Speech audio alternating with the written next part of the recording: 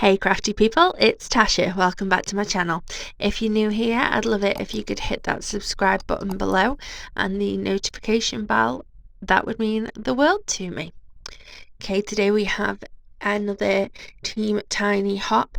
This time we are getting in the Christmas spirit with some Slimline cards. That's right, Christmas and Slimline, that was our theme. At first I wasn't entirely sure what to do, I'll be honest. And then I remembered that I have this adorable little Santa image. It's from Pink and Main. I actually got it last year but didn't get around to using it. We all do that, right? So I was super happy to be able to use it now. So I started by stamping that out onto an 8.5 by 3.5 inch panel of Nina £80. I stamped it with Memento Tuxedo Black because that's alcohol safe, and then I am masking it with some Gina masking magic. So I cut a circle with one of my waffle flower circle nesting circle dies to be the size that I wanted roughly for my moon, because I wanted to have my Santa and his reindeer flying through the night sky just past the moon. So once I got it all masked, I got to ink blending. I haven't kept all of the ink blending in because it did take a while. I like to get to work on getting a good blend, which is a lot easier with oxides, to be fair, but still, when you're covering a panel this big, it took a while. So I started with Salty Ocean around the moon. I then moved out to Blueprint Sketch. Once I was happy with that, I then added some, I went back to blend, and then I added the chipped sapphire around the edges to darken it up a little bit. I probably would have added some black soot if I had it, but I don't, so chipped sapphire was the darkest that I could go. But I actually quite like how it turned. It's nice and vibrant blue. Then I grabbed my splat box, which is just an old shoebox, and I splattered on some of the gold, one of the gold metallic paints from my Ultra metallic watercolor set, to be my stars, and then left that to dry. I did leave it for a while, just so I knew that you know the masks were going to be dry, because I did put a lot of ink on them, and peeled them up, use my tweezer just to get it started, because after all the work that I've done, I do not want to ruin it now. And I haven't had the masking magic for that long, and I never liked masking. Like, I just always thought it's just horrible and it's so difficult and it just never works, so why do people do it? But then I realised that it does work when you use the right stuff. And everything that I'd tried in the past just didn't really cut it, because I like to add a lot of ink when I'm ink blending, just do. But this masking magic, like, fully stood up to all that. I mean, these masks, I peeled them off and I'm going to use them again. There was absolutely nothing wrong with them. No ink seeped through, nothing. They are amazing. So yeah, awesome. Once I'd peeled all my masks off, then I got to colouring it in. The moon I did struggle with a little bit. I've never tried to do anything like that before, so that was exciting, something new to try. I'd seen a few different tutorials and things on how to colour a moon, so I kind of went for that. I didn't want to colour the whole thing, so I added some yellowing round the outside, and then I brought that in a little bit more, and added some little marks with my Copic cool greys just to look like the little craters and things on the moon. I just wanted it to look a little bit less flat. So yeah, I was quite happy with how that came out in the end. Yeah, I think it looks alright. I think you can tell that it's a moon.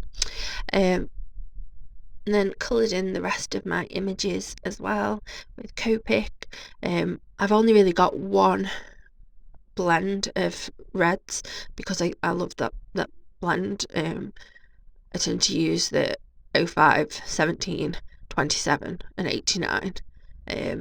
But I didn't want to, obviously there's going to be a lot of red for Santa. I didn't want to do them all the same, so I stuck with the 3 lighter shades for Santa's outfit and then went for the darker couple and added a Winsor & Newton Pro marker. No, I think it's a brush marker, that one, into the mix as well. And so that got me a couple of different shades of red, which I think looks better. You don't want to have large portions of the image all the same colour when they are different things. If that makes sense. If it was just one thing or that colour, then fine, but when they're different things, I just think it's good to give that little bit of differentiation in the colour. I just really had fun colouring them. I really did, and I love that's how I feel now about colouring. I was always too scared to attempt things, but now I just think, just do it. And yeah, I'm really happy with how it turned out. I think I only left in the colouring of one of the reindeer because you don't want to see that the same each time. But I did, as I got towards the front, like each reindeer, I had more shaded, as if sort of the moon was lighting up the first one, but then not the second one as much, and sort of like that was what I was thinking anyway. So I did do like quite a highlight on the first one's cute little bottom. Coloured all the body first, and then their heads, their antlers, and just, yeah, they're just so cute. I love them. So if you don't know what Team Tiny is, or you've not hopped along with us before, basically we are a group of YouTube creators, and we get together once or twice a month and do a video hop. We don't have like a traditional hop. Obviously you would be looking for a link to the next person.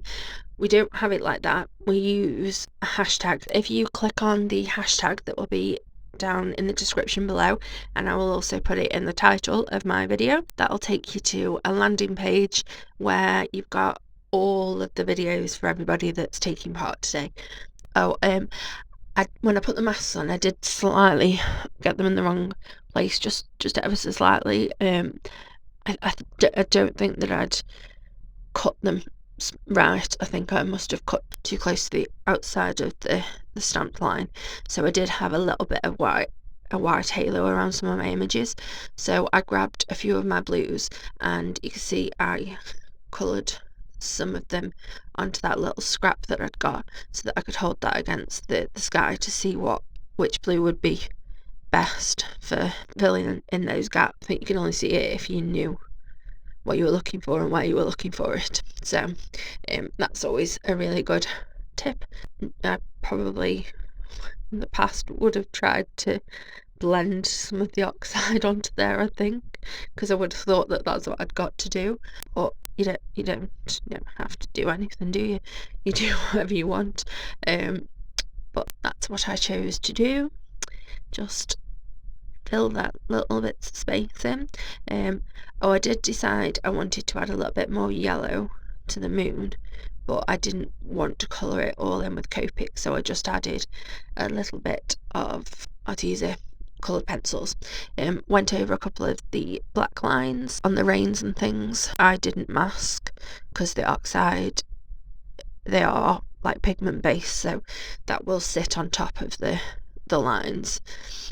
So I just went over and deepened them, added a little bit of gold to Santa's sleigh on his belt, and then I grabbed out my Ulta New metallic paints again, and I used there's like a silvery pearly colour. I used that to add little dots underneath, like as if it was the magic that they were flying with. I did my sentiment, Merry Christmas to all, and to all a good night. And I love this. I am really, really, really happy with how it turned out. It's one of those ones where you're like, yeah, I did that. So I hope that you have enjoyed watching. Have a safe and happy week. Stay crafty. Bye.